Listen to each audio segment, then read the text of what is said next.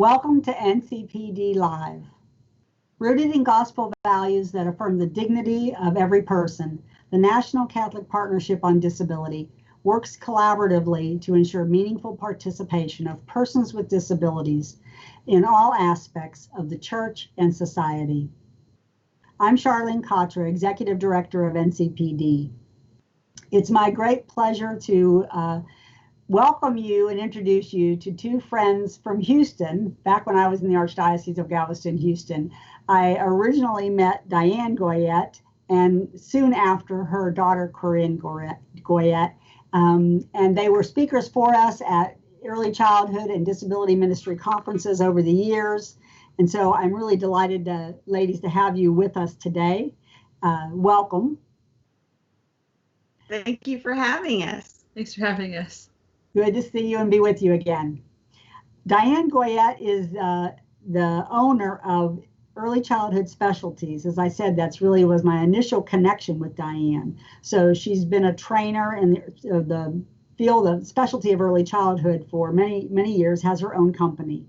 And it's just, it was kind of fitting then that her daughter Corinne, as she grew up into a young adult now herself, that she has become, well, she already is an artist and an author. She has just told me that her second book was sent to the publisher today. So we're going to talk about both of her books and the journey of her becoming an author. And again, their life together with some of the challenges that they faced and really kind of resolved along the way, to kind of give help to other people that may have similar realities. Okay, so I'm going to start, Diane, if I can, with you for a few minutes, because of course I met you through the church, and still our mainstay is our faith. So I just want to ask you how your faith impacted your role as a child development specialist, and as well as Corinne's mother. Absolutely. Charlene, thanks again for having me. Yeah, so my Catholic faith has always been central to my identities, both personally and professionally. As a mother, I often turn to prayer to ask for God's support, especially when I was stressed by my parenting role or faced a problem to solve. And I wasn't always sure that God was listening, but there were some gems that really spoke to me. For instance, when Corinne was, I guess, in first grade, and it was time for her to make her first Holy Communion and receive the Eucharist, it was too overwhelming for her to do that with her peer group. At a rehearsal, she ended up, sort of under the pew in the fetal position because she was so frightened and afraid and overwhelmed. And so I just prayed and asked for guidance about it. And lo and behold, God sent this little voice that said, children's mass, which was something that we had in our prayer. I approached the priest and he said any time would be fine.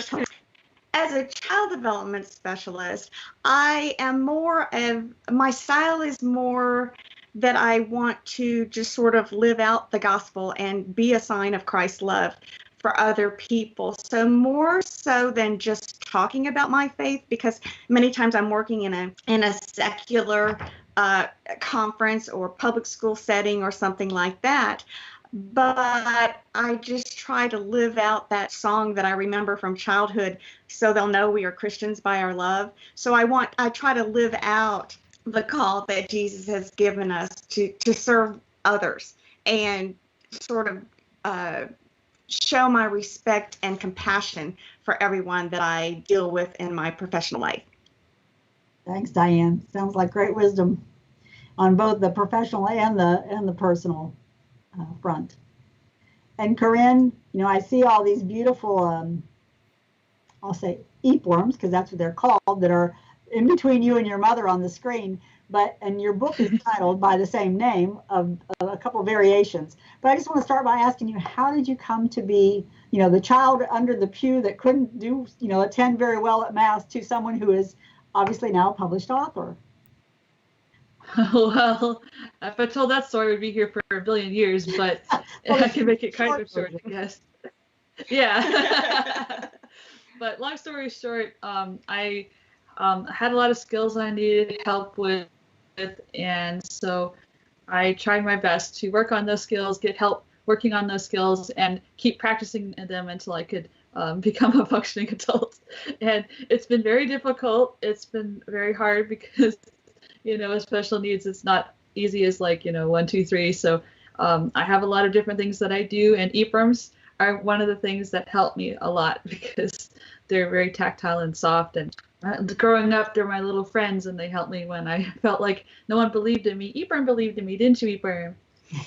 He believes. That was a very good friend for you, and it was tangible. And again, yep. I often call items like that fidgets because they are soft, they are quiet, possibly. So they soothe. Yeah, it sounds like they helped with your anxieties.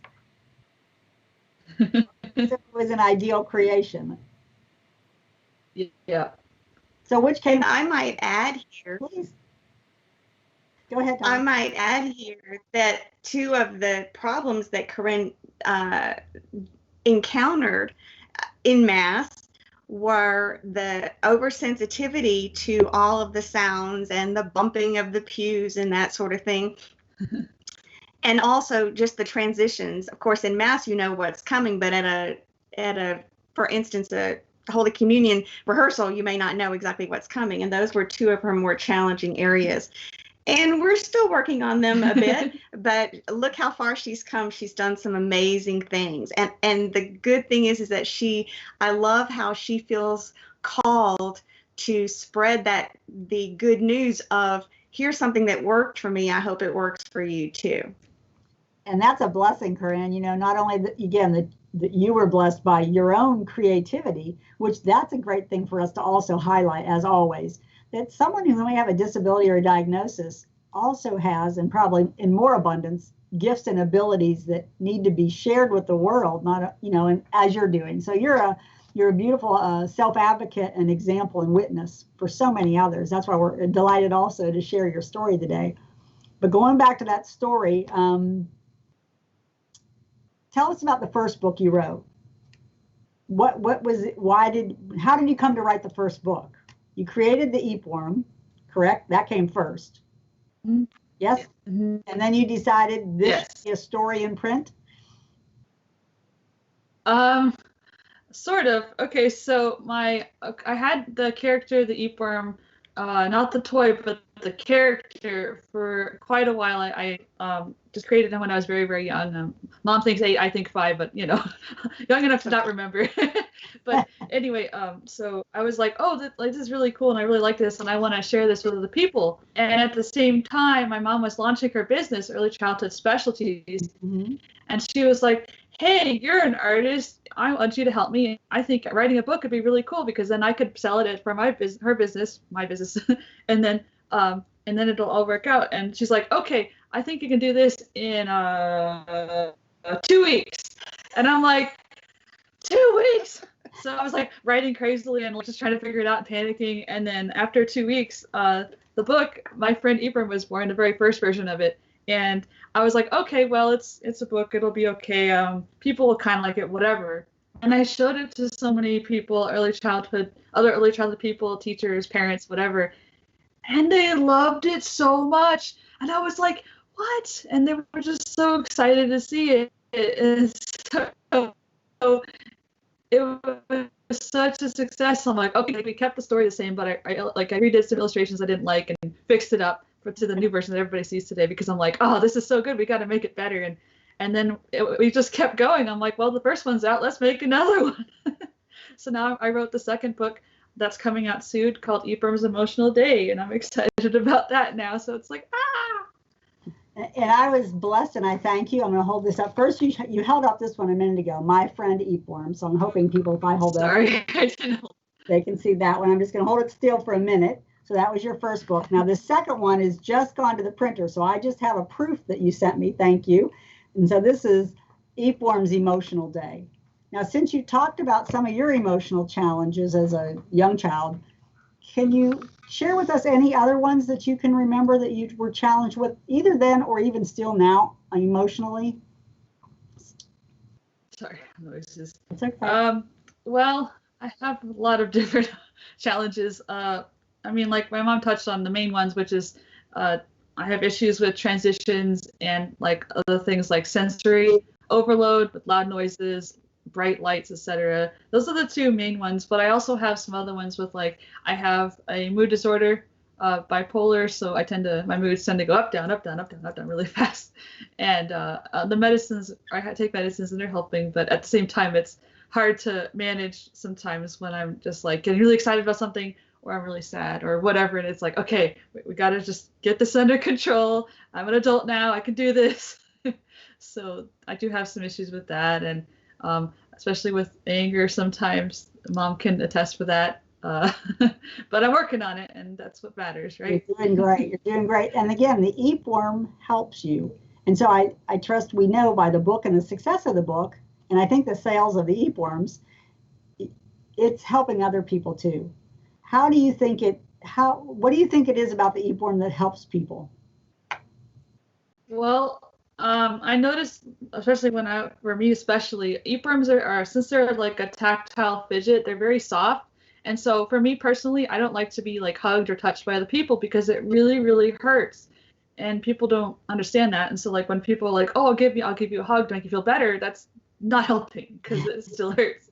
So what's kind of cool is Eprims are kind of like a filter. So like here, Mom demonstrate. So no, hold it. So, hold it. Sorry. So then if she eeps on Raise my your hand hand up. it's just kind of like a hug. So if I want to be eeped on, which is Eprim doing this, jumping up and down, it's like her giving me a hug without it hurting, because it's like a filter. So that's really, really helpful for people with like autism, which is what I have, and other special needs, and that's really helpful. And of course, they're like a little friend for young children and sometimes adults who just need somebody to care about them, because with my depression, it feels like nobody cares about me, even though that's not true. My wise mind says, people do care about me, they love me, it's okay, everything's fine. But my emotional brain says, everybody hates you, the world's awful. Ah! So I have to remind myself, okay, at least somebody loves you. And when I'm in that emotional state, Eprim's like, I love you, I want you to feel better. And so just having that just really helps me, grounds me and brings me back down to earth sometimes. Absolutely. Even though it's an inanimate object, he still loves me. It does, it works. And I like the way you called it a filter. And I guess another word would be a buffer, but that was a great word to think of too for the Eprim and part of how it's beneficial. Diane, I'm going to ask you to add on to what Corinne was just saying. The last comment she was just having, I'm sorry, I just lost my train of thought. Because you talked about it the other day, about the research. That's what I wanted you to go back to. Can you add a little bit to us about the actual research? You talked about how, we all want to be loved. We are, designed to be in relationship. Can you speak to some of the evidence-based research? Absolutely. So that we are about, she already had the mind, and I thought could illustrate a book that preschoolers would like. So just to get but anyway, one that we noticed, and I so wish that we had discovered these things years ago, but we can only go forward. We do the best we can with what we know at the time. And what we're learning is that some of the things that we do, though well-intentioned for children, is not really what brain research is now telling us that they need in that moment. So what I did is I have been looking the past 5 or 6 years or so at what experts in many different fields, neurobiologists, psychologists, psychiatrists, and child development specialists and others say about what they have learned from brain research and the needs of children. And so I put those things that I learned from experts together into my own model because I love alliteration. And so I came up with a framework for emotionally supporting individuals, whether they're children and adults with disabilities or just anyone else. These are basic human needs that this is how God made us, and we all do those things. So what's happening is I'm learning about these things. Corinne just illustrates them without even knowing what I was learning about it, just beautifully. So one of my C's that's really big is connection. Recent research into how the brain works shows us that when children or adults are distressed, they need their person, their attachment person, somebody that's very special to them in their lives. And what we tended to do was say to children or to others that we were guiding their behavior, and we'd say, you shouldn't do that. Go sit in timeout and think about what you should be doing instead. Or we say, stop, I'm not going to listen to you while you're using that tone of voice, and walk away. And that's actually the opposite. What the brain is needing in that particular moment is a strong connection. And Corinne just illustrated this recently. I mean, just she's starting to articulate these things that I'm sure she's always felt, that just give me those, aha, those experts are right kind of moments. Because one day she was melting down and having a difficult time dealing with her emotions. And and we were probably not handling it the way that we should. And she just said, love me. And it just hit me upside the head, so to speak, because that's something that the experts are saying. Children need connection. They need help with calming, otherwise known as co-regulation. So we do things like try to keep ourselves calm, to take deep breaths so that we can help them calm. And then they just need to be treated with compassion. And for me, that's the hardest piece for me. I try so hard to understand how Corinne is feeling when she's doing a behavior. Other part of me gets triggered, because I have to say, whining is one of my triggers, and she's so good at it. I know, me too. I know, absolutely. But this is one of the beauties of relationships and love. I mean, this is what happens, is we get challenged. And so I need to remember not to react to the part of me that's saying, oh, she's whining again, and respond with, what help does she need from me? She's dysregulated, and I need not only for her to tell her that I love her, but I need for her to feel it. I need to try to alleviate that uncomfortable feeling, not give in to what it is that she wanted that maybe caused her to melt down, but you can handle this feeling. Let's do this together. Well, speaking of doing things together, I'm listening to you ladies, and it's like you two complement each other. I know you're mother and daughter, but you do complement each other very, very well, just even in your knowledge base and your experiences. So that's beautiful. And again, I'm just going to say, in light of a pandemic, when you talk about some of these emotional and challenges, especially, that's certainly everything you're reading right now, and not surprisingly, the social emotional effect of this, not only on adults but especially on young children, is imperative that we focus on and attend to that. And I love the way you said, Diane, that we always have to work at, because we're human, so it's hard not to react, but we want to respond to a situation instead of being reactive or reacting to it. So good points on that. We had a couple questions. So before I ask you another one, I think I'm going to read from something I'm seeing here, Corinne. And you may have already said this, but Natalie asked the question, maybe she joined a little late, but she says, Corinne, do you have autism? Because I have it as well. Yeah, I was diagnosed with autism late in life, so like around like 22, 23. So it's a recent diagnosis. So, but yeah, I'm on the spectrum, but just barely. Yeah, I am. What is it called? There's a weird word for it. Well, now it's called autism spectrum disorder, which is a giant umbrella that encompasses all kinds of. Okay. You're frozen on my screen for a minute. Well, hopefully they'll come right back to us. Focus on those things. And the reason that Corinne didn't get a definitive diagnosis of autism and later in life was because first she was diagnosed with ADHD.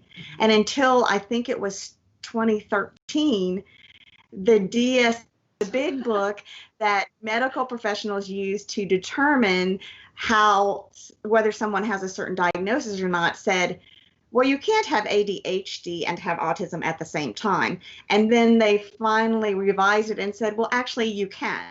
Yeah. And Diane's frozen again for a minute, so I'll just continue. But what she's saying, as many of us may have already heard, but Corinne, like many others who have a diagnosis of autism, and that's why we just refer to people being on the spectrum, because there's such a range. There might be some similarities, but there's a great range because again, we're all human and individual and created in God's image. And if you, I don't know if you can catch my next question or not.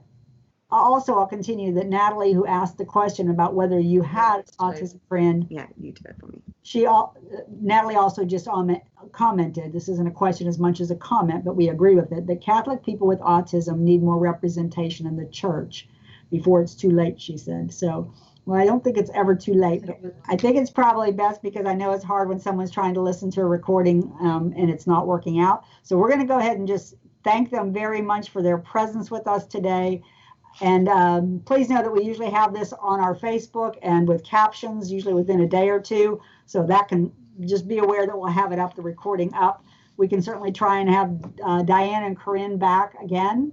We also had an opportunity where you could fill out a survey if you're on Facebook, NCPD Facebook Live with us today. And we were going to give away one of Corinne's books and one of her Eprims. So this was the book. The original book. And one of the Eprims. We were going to have a drawing for that if you'll fill out the survey if you're on Facebook, and can do that there for us. All right, with that said, everyone, I'm just going to thank you for being with us. Sorry about the technical difficulties. Please visit our website, ncpd.org, for more information. Diane actually even had written a blog post for us this last month, so her blog post had a nice prayer, I think, that you've come up with that helped you in times of stress. She tells us how we can speak to our brains to help calm the stress response, the emotional center, and get our brains ready to think. And so the prayer that I adapted kind of helps me use the power of the Trinity to give me strength, because of course that's where I draw strength when I'm having trouble. So I take 3 deep breaths, and after the first deep breath, I say, safe in the Spirit,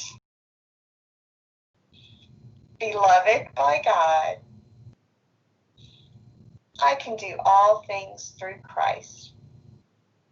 So that's the centering prayer. That's wonderful to start with if you or someone with you is feeling distressed, because the combination of asking for God's help and taking deep breaths and sort of concentrating and being mindful is a very powerful combination that really helps me, and I hope it helps you too.